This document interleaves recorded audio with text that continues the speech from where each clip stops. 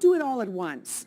No, so as we talked about earlier, emotions run really high, you know, especially for whatever reason that you are moving, whether it's a change of relationship, the kids are gone, or you've decided to do this because of financial reasons. Emotions are running high.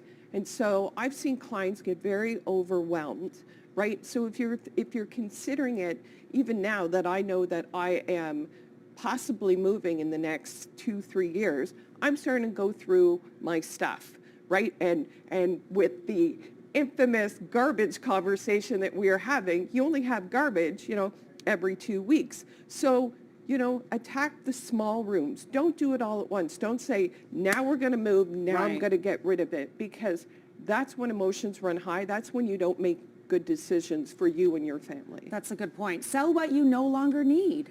Absolutely. To make some money. You could, so I have 2 downsizers currently right now that we just sold their home.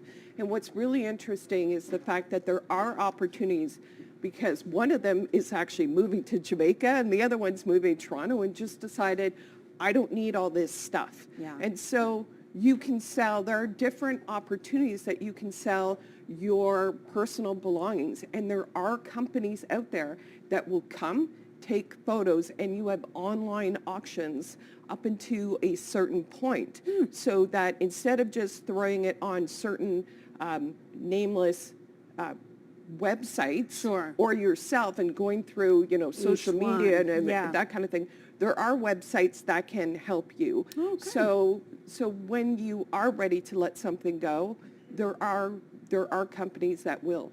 Okay. Think about your new lifestyle. Okay, this is huge. Yeah.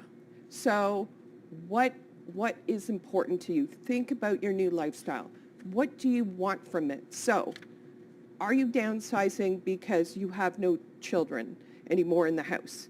Yet for myself, so if I put myself in my position, yet I'm hoping I will have grandkids in the future and I want a place for them. Mm-hmm. Or are you looking to downsize in order to alleviate like landscaping and grass cutting, right? Because that is a big thing. I've heard a lot of people saying, I just don't want to cut the grass anymore and that kind of thing. Yeah. So then is it condo living, and do we need smaller furniture, and then you're getting rid again of the sectional, right? Right. What do you want from your new lifestyle? Do you want to walk to the grocery store? Do you want to have the grandkids? Or do you even need a home office? Because now... Maybe you're retired.